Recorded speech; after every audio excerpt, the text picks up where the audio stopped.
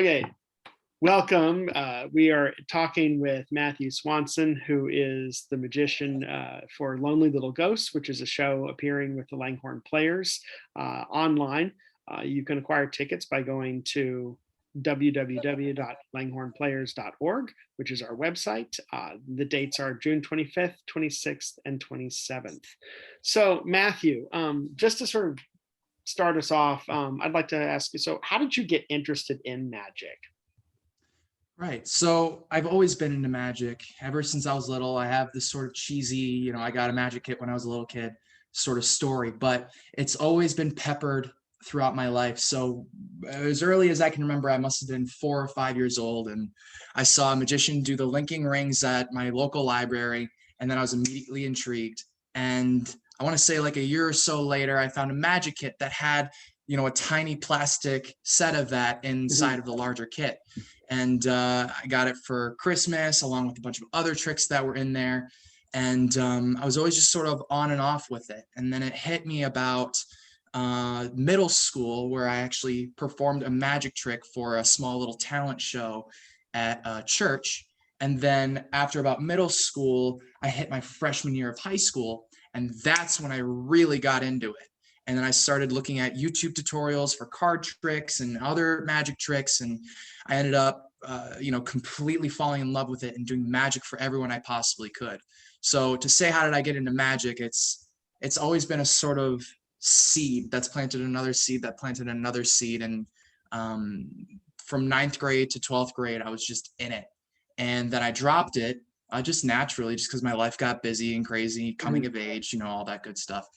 And then obviously I picked it back up over quarantine because I wanted something to keep me artistically occupied. And I thought there was no better way than to get into magic. And I found a kit from a magic store that I really like. It's called illusionist.com. And it was specifically a mentalism kit. And mentalism is just mind reading. It's more, connection, psychic entertainment kind of stuff. And so I purchased this kit.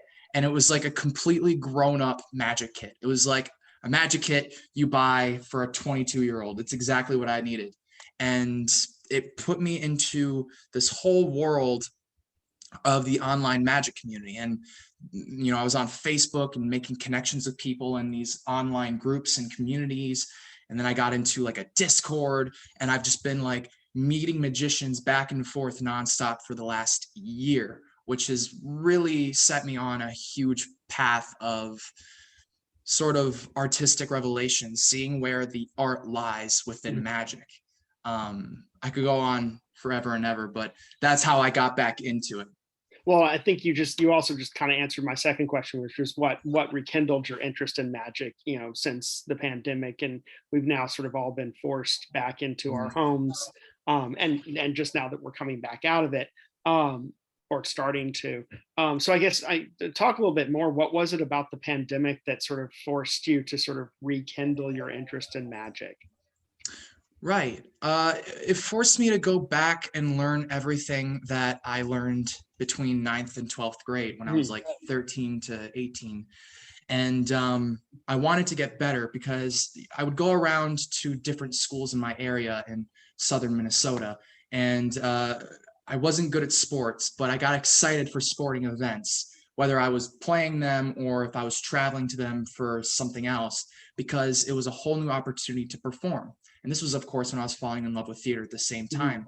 And I just wasn't making the connection until, recently, that theater and magic are so connected. But my favorite thing to do was just meet strangers, meet stranger kids, and just tell them to pick a card or think of a number or think of a color or like, take this rubber band. I want to show you something with a rubber band.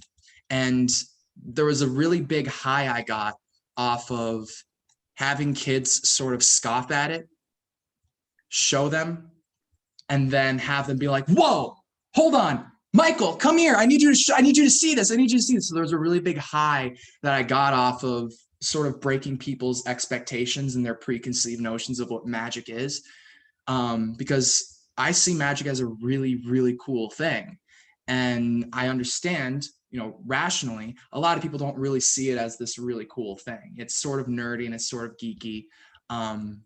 but just sort of blowing people out of the water with whatever I had to show them, and then kindling just sort of a really intimate and fun connection with a complete stranger was really, really fun. And when I was a kid, I was like, I can't wait till I'm older and I can go to bars and I can go to like all these adult places and bring all the same stuff. And so for the last month, safely and fully vaccinated, I've been doing magic at bars and just doing the same exact thing. And all pandemic long, it's just been my sort of 13-year-old self pushing me, saying, this is what you wanted, this is what you're doing. And you have theater training, you have improv training, you have writing training. Mhm. Put all of these together and see what you can make. And I've been making this show, and I've been making another live show that I've been on and off with brainstorming, and I've been working on doing walk around stuff. That's when you go to bars, that's when you Mhm. go to schools and stuff like that. It's like street magic. David Blaine is probably the best way to explain close-up magic. Mhm. But that has been the driving force. And that's been the thing that's been keeping me going, and reading books. Like, I've never read more books than I have in the last year. I had like a 3-4 book goal every single month. That's like one magic book a week, and to learn all of these things and pick and choose what I like and I don't like. And it was this constant push of saying, imagine how big and how strong you're going to feel coming out of this, with a whole new theatrical skill that you can bring to auditions, that you can bring to the theater, that you can bring to just people on the street, that you can bring to a restaurant or the train. You know, the thing that sort of really pushes me with magic is, to me, magic is just impromptu theater. The moment someone says, hey, can you show me something? Or, hey, do you have something with you? It's the immediate moment to set the stage and Mhm. then make that person your sort of scene partner. And that's sort of how I view it. Okay. But that's been the big driving force, is all of this potential. And right now, all of the potential has really been showing itself in the last month. So I think that that sort of leads into the next question really nicely, because I had a question about sort of what do you feel is the connection between magic and theater? But I think that let's actually talk about the show that you are doing for Langhorne, which is Lonely Little Ghosts. So what was your inspiration for this show? My inspiration for Lonely Little Ghosts was, in fact, the ghost light. Um, when I was starting to really define what magic meant to me, you know, like an actor has to define what acting is to them. You know, a So magician can should we also show pardon? for everybody who doesn't understand, can we explain what the ghost light is before we go on? Sorry to interrupt you. Oh, no, no, no problem. I was going right into that. Oh, sorry. Uh, so I had to define what magic was to me. And so I was, as I was doing that, I was trying to think of, like, you know, where is it that they overlap?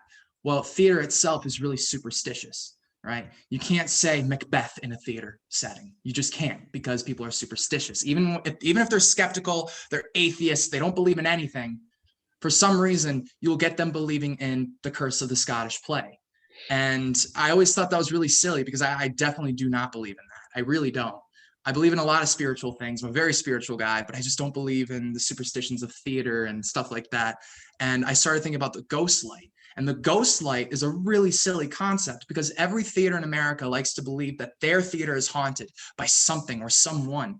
And that just means that someone has to have died in every theater in America. Even if that theater is 2 years old, they have ghosts. Like, that doesn't make sense. So I wanted to make sense of it. All right. I didn't want it to be like, you know, a symbol of, we need to entertain the ghosts so they don't curse our show. It's more of, I decided to take that narrative and flip it and use the ghost light as something to keep the ghosts company, because we love them. They take care of our theater. That's sort of the thing. And then on top of that, what are the ghosts? Because people couldn't have died. I mean, I don't know if anyone's died at the Langhorne Players. I certainly hope not. But if we think about spirits and we think about ghosts and we think about characters, well, lives come and go in Langhorne Mhm. Players every single day, every single month.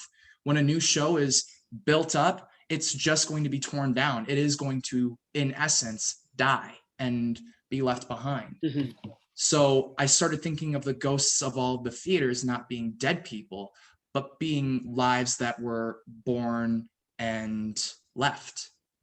And so I wanted to take this idea of, like, you know, we do Death of a Salesman at Langhorne Players, and then Willie Loman is now a ghost. And that Willie Loman was played by Joe Schmo. So it's specifically that Willie Loman played by Joe Schmo who now lives in that theater for eternity, and they live within that ghost light. And so I wanted to take that superstition, the ghost light, make it my own, and then make a magic show around it, because the ghost light is a very magical image. If you think about it, when you walk into an empty theater and it's dark and there's dust just floating in the air, and you see that like incandescent glow of a ghost light, that is magical. There's nothing tricky or illusory happening, but looking at an incandescent light bulb standing on a lantern in an empty space by yourself, it's liminal and it's beautiful and it's magical. And so I wanted to make a show that has that feeling, and how can we sort of spread that theatrically. Yeah. I don't know if that makes any sense. No, that makes a lot of sense. So I think so that's I mean, so that sort of talks about what the show Lonely Little Ghosts is, and it talks a little bit about, you know, who you are as a magician. So I thank you, Matthew, for agreeing to do this short little interview. Don't forget that y'all can actually get tickets to Lonely Little Ghosts by going to our website, langhorneplayers.org, and acquiring them there. It is an all online event. There are 2 sets of tickets. One is for the interactive part, where you have 9 people in front, and Matthew will get to play the show with you. Or you can actually, if you don't want to be interactive, you can actually sit back and watch in the 50 seats behind them, or yeah, we'll just say behind them at that point, because online is kind of funky. So thank you for joining us, and see you in the theater. Thank you so much, Jack. I really appreciate it.